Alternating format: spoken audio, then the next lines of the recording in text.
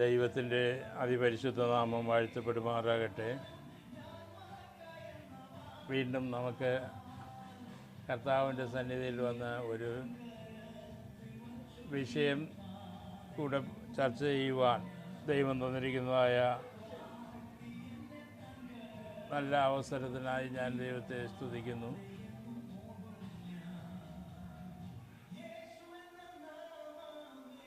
ഒരു വ്യക്തി മാനസാന്തരപ്പെടുകയും സ്നാനപ്പെടുകയും പരിശുദ്ധാത്മാവിൻ്റെ അഭിഷേകം പ്രാപിക്കുകയും ചെയ്യണം എന്ന് നാം വിശ്വസിക്കുന്നു. അപ്പോൾ അത് കഴിഞ്ഞതിന് ശേഷം നമ്മൾ ആചരിച്ചു വരുന്ന ഒരു കാര്യമാണ് കർത്തൃമേശ, അല്ലെങ്കിൽ കുർബാന, അല്ലെങ്കിൽ തിരുവത്താഴം. ഇങ്ങനെ വിവിധ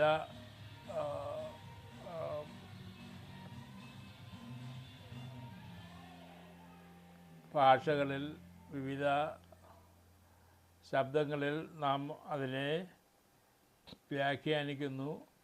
അപ്പം നുറുക്കൽ എന്നുള്ള ഒരു കാര്യവും വേദപുസ്തകത്തിൽ പറയുന്നു. നമ്മൾ ഇതിനെക്കുറിച്ച് ബൈബിൾ പഠിപ്പിക്കുന്നതിനെക്കുറിച്ച് ചിന്തിക്കുമ്പോൾ ഈ കർത്തൃമേശയ്ക്ക് വളരെ അധികം പ്രാധാന്യത ബൈബിളിൽ കൊടുത്തിട്ടുണ്ട്. അത്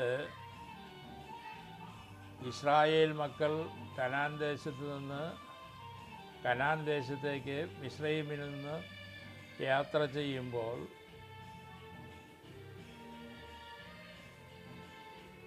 അവർക്ക് ദൈവം കൊടുത്ത ഒരു കൽപ്പനയാണ് പെസഹ ആചരിക്കുക. പെസഹയ്ക്ക് നിയമങ്ങളുണ്ട്. ഒരു ആട്ടിൻകുട്ടിയെ പിടിച്ച് കെട്ടി 4 ദിവസം സൂക്ഷിക്കുകയും പിന്നെ അതിനെ അറുത്ത് രക്തം കട്ടളക്കാൽ മേലും കുറുമ്പടി മേലും തളിക്കുകയും അങ്ങനെ അന്ന് രാത്രി സംഹാരകൻ മിസ്രയീമിലൂടെ അല്ലെങ്കിൽ ഈജിപ്തിലൂടെ കടന്നു പോകും. അതിൽ രക്തമടയാളമായിരിക്കുന്ന ഭവനങ്ങളിൽ അതിന് കടക്കുവാനായിട്ട് പ്രവേശനമില്ല. രക്തമടയാളമില്ലാത്ത വീടുകളിലെല്ലാം ആദ്യ സന്തതിയെ, അത് ആണായാലും പെണ്ണായാലും അല്ലെങ്കിൽ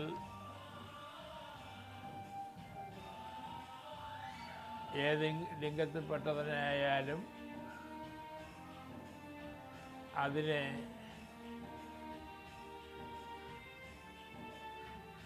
യാഗം കഴിക്കണം എന്നുള്ളതാണ് വേദപുസ്തകത്തിൽ പറയുന്നതായ കാര്യം. അപ്പോൾ ഒരു ആണാടിനെ പിടിച്ച് അതിനെ അറുത്ത് കട്ടളക്കാൽ മേലും കുറുമ്പടി മേലും രക്തം തളിച്ച് അതിൻ്റെ മാംസം അവർ സന്തോഷത്തോടും ഉല്ലാസത്തോടും ഭക്ഷണം കഴിക്കുമ്പോൾ അന്ന് രാത്രി സംഹാരകൻ കടന്നു വരും. അതോടുകൂടെ ഫറവോൻ ഇസ്രായേൽ മക്കളെ വിട്ടയക്കുമെന്ന് യേശു കൽപ്പിച്ചു. അത് ആണ്ടുതോറും ആചരിക്കണമെന്നാണ് ദൈവം കൽപ്പിച്ചത്. ആണ്ടുതോറും ഓരോ ആട്ടിൻകുട്ടിയെ അറുത്ത് ആചരിക്കണം, അവർ സന്തോഷിക്കണം. പക്ഷേ പുതിയ നിയമ വ്യവസ്ഥയിൽ വന്നപ്പോൾ യേശു പറഞ്ഞത്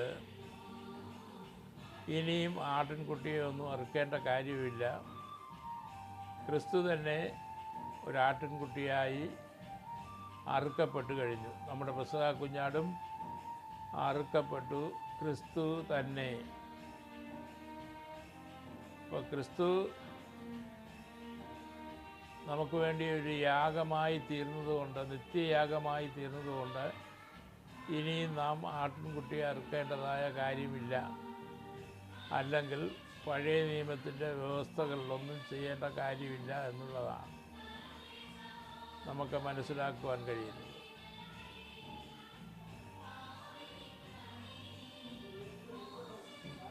ലൂക്കോസിൻ്റെ സുവിശേഷത്തിൽ നാം കാണുന്നത്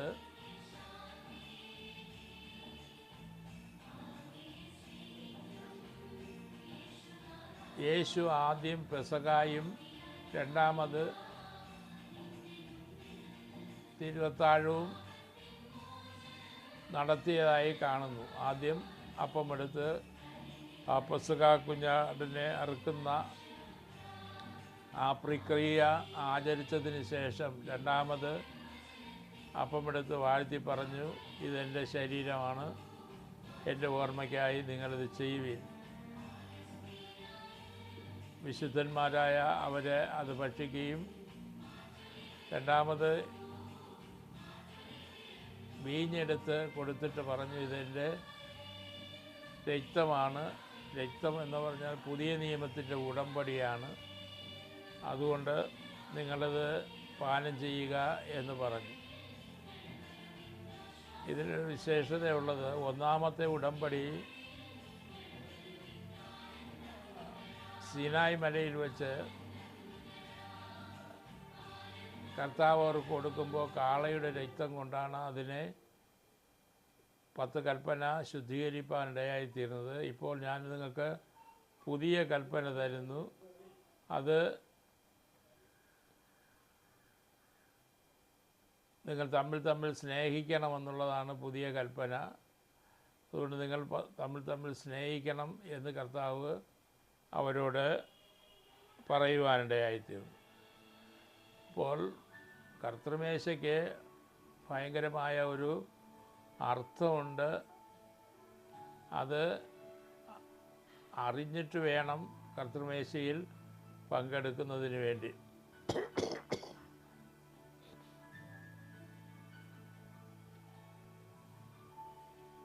എന്നാൽ കർത്തൃമേശയിൽ പങ്കെടുത്തതായ യൂദാസിൻ്റെ ഹൃദയത്തിൽ സാത്താൻ കടന്നു. അപ്പോൾ ഈ സാത്താൻ എന്ന് പറയുന്ന ഒരു സബ്ജക്റ്റ് അത് അതിഭീകരനാണ്. അത് എവിടെയും നുഴഞ്ഞു ചെല്ലും. ഈ ഭൗതിക കാര്യങ്ങളിൽ അവൻ പങ്കുണ്ടാക്കി അതിൽ ആകൃഷ്ടനായി. അതിനെ കർത്താവ് പറഞ്ഞത് മാമോൻ എന്നാണ്. മാമോൻ്റെ ശക്തിയെ കയറ്റിവിടുന്നതായ ഒരു അനുഭവത്തെയും നമുക്ക് കാണുവാനായിട്ട് കഴിയുന്നു. ആ മാമോനിൽ ആകൃഷ്ടനായി നമ്മുടെ യൂദാസ് വീണുപോയി. അവന് അവസാനം തൂങ്ങി ചാകേണ്ടതായ ഗതികേടാണ് ഉണ്ടായത്. അതുകൊണ്ട് കർത്തൃമേശ എടുക്കുന്ന എല്ലാവരും ദൈവരാജ്യത്തിൽ അവകാശികളായിത്തീരും എന്ന് പറയുവാനായിട്ട് സാധിക്കുകയില്ല എന്നുള്ള സത്യവും നമ്മൾ മനസ്സിലാക്കണം. കർത്തൃമേശയിലും സ്നാനപ്പെടലിലും പരിശുദ്ധാത്മാവിലൊക്കെ പ്രാപിച്ചവരെല്ലാം വിശുദ്ധരാണ്.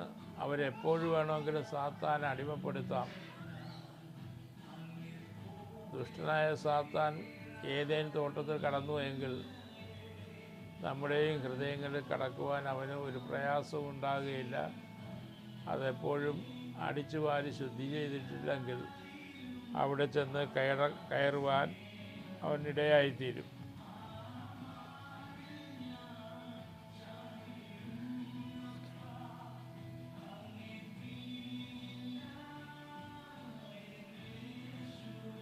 നമ്മൾ വിശ്വാസത്താൽ ജീവിക്കുന്നവരാണ്.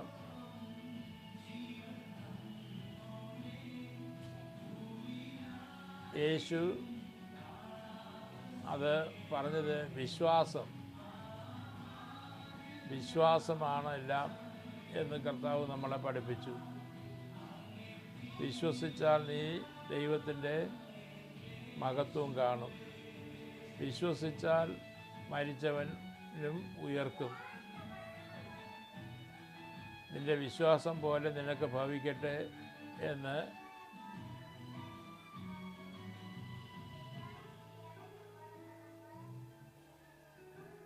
രക്തസ്രവമുള്ളതായ സ്ത്രീയോട് കർത്താവ് കൽപ്പിച്ചു. അങ്ങനെ സംഭവിക്കുകയും ചെയ്തു. അപ്പോൾ നമ്മളിന്ന് വിശ്വാസത്താൽ പെസഹ കുഞ്ഞാടായ ക്രിസ്തുവിനെ മാംസം ഭക്ഷിക്കുകയും രക്തം കുടിക്കുകയും ചെയ്യുന്ന ഒരു പ്രക്രിയയാണ് കർത്തൃമേശ എന്ന് പറയുന്നത്, അല്ലെങ്കിൽ തിരുവത്താഴം. സ്നാനത്തിലും വ്യത്യസ്തമായ അനുഭവങ്ങൾ ആളുകൾ ചെയ്യുന്നുണ്ടെങ്കിലും അതിന് സ്ഥായിയായ ഒരു കാര്യമുണ്ട്. എന്നുവെച്ചാൽ കൊടിക്കീഴിൽ സ്നാനം കൊടുക്കുന്നവരുണ്ട്.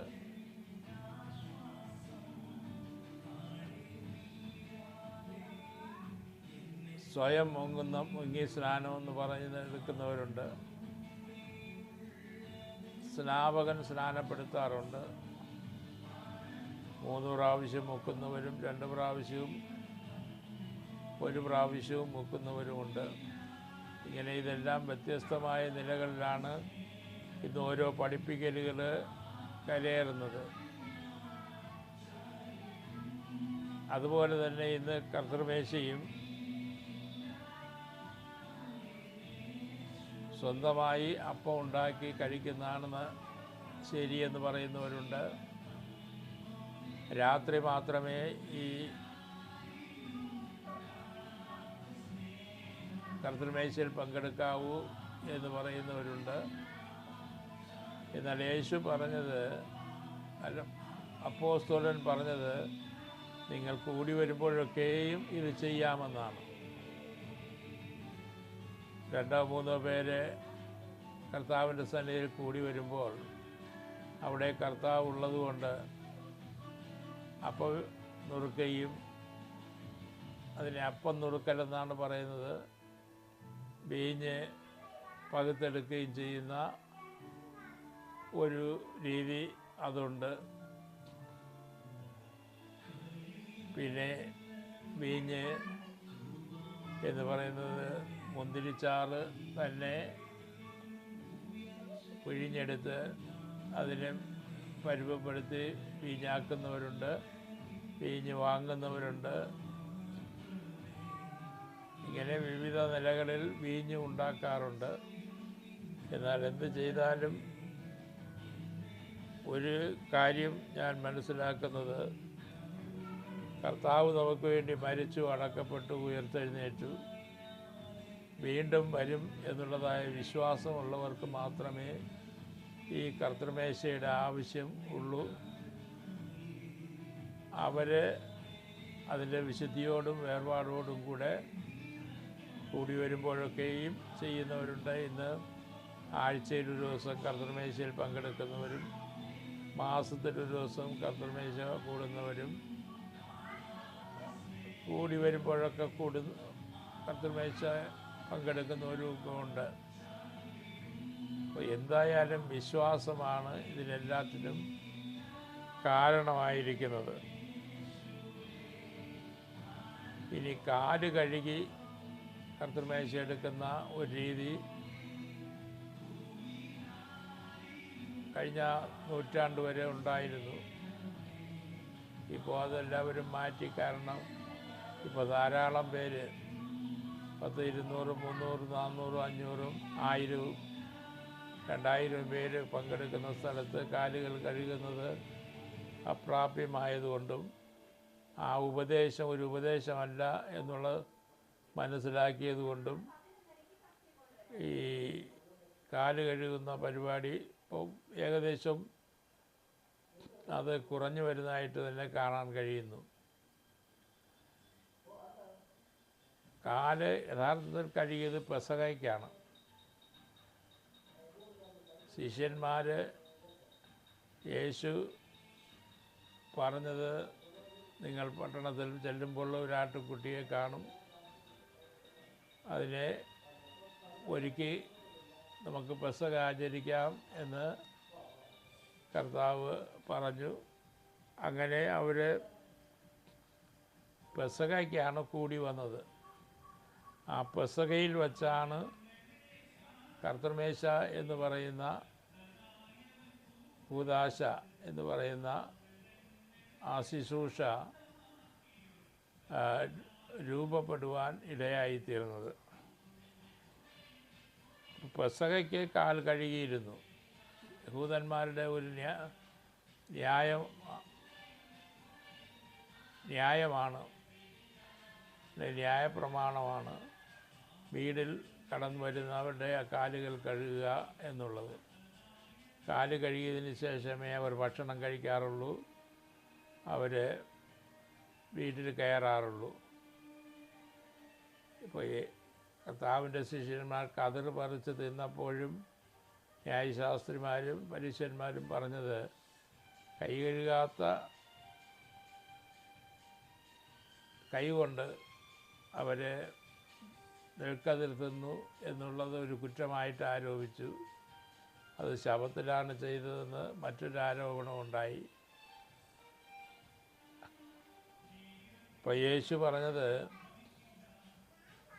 ഹൃദയത്തിൽ നിന്ന് വരുന്ന പരിച്ഛേദനയാണ് ശരിയായ പരിച്ഛേദന എന്നും, അല്ലാതെ കൈകൊണ്ട് നടത്തുന്ന പരിച്ഛേദനയല്ല എന്ന് ശാസ്ത്രിമാരെയും പരീശന്മാരെയും പഠിപ്പിക്കുവാനിടയായിത്തീർന്നു.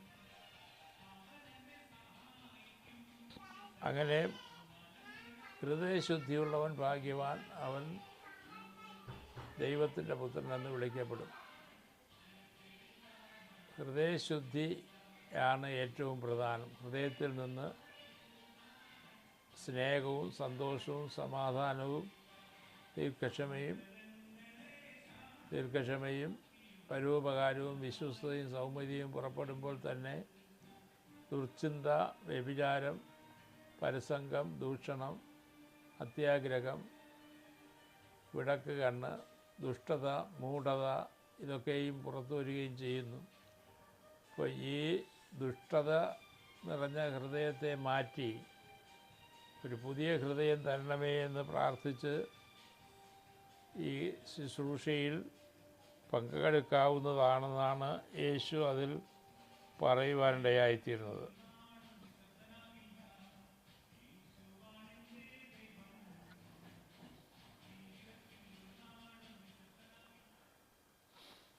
ലൂക്കോസിൻ്റെ സുവിശേഷം 22-ാം അധ്യായം 14 മുതലുള്ള ഭാഗങ്ങൾ വായിച്ചു നോക്കിയാൽ ഞാൻ ഈ പറഞ്ഞ കാര്യങ്ങൾ നിങ്ങൾക്ക് സത്യമാണെന്നും അതിന് പ്രകാരമാണ് പ്രവർത്തിക്കേണ്ടതെന്നും നമുക്ക് മനസ്സിലാക്കുവാനായിട്ട് കഴിയും.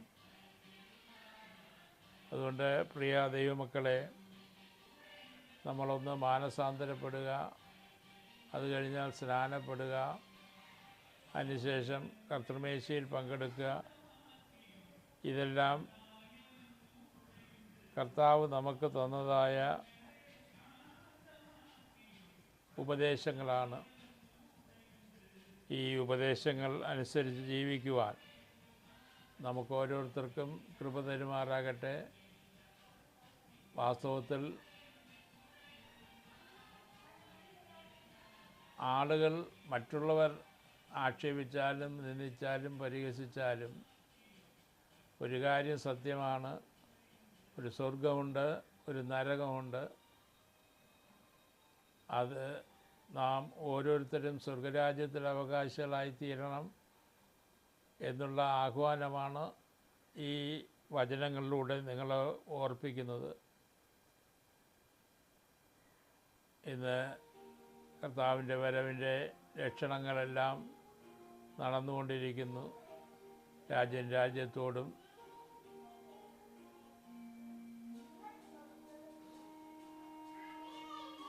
മറ്റ് രാജ്യങ്ങൾ തമ്മിലും യുദ്ധങ്ങളും യുദ്ധശ്രുതികളും കേൾക്കുന്നു.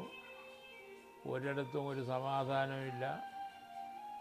ഇപ്പോഴിതാ നമ്മുടെ ഇന്ത്യ രാജ്യത്തെ ആക്രമിക്കുവാൻ ശത്രുക്കളായ പാകിസ്ഥാനിലെ ആളുകൾ കച്ചകെട്ടി ഇറങ്ങിയിരിക്കുന്നു.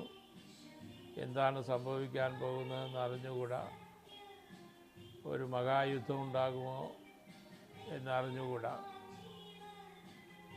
സമാധാനത്തിനായി നമുക്ക് ദൈവത്തോട് പ്രാർത്ഥിക്കാം. എന്നാലും കർത്താവിൻ്റെ വരവിന് മുമ്പ് സംഭവിക്കേണ്ട അവസാന കാര്യങ്ങളൊക്കെ നിറവേറിക്കൊണ്ടിരിക്കുന്നു. നാം എല്ലാവരും അതിനുവേണ്ടി ഒരുങ്ങുവാൻ പരിശുദ്ധാത്മാവ് നമ്മെ സഹായിക്കട്ടെ എന്ന് പറഞ്ഞ് ഈ വാക്കുകളെ ഇവിടെ ഉപസംഹരിക്കുന്നു. ദൈവം നമ്മെ അനുഗ്രഹിക്കുമാറാകട്ടെ. ആമേൻ, ആമേൻ.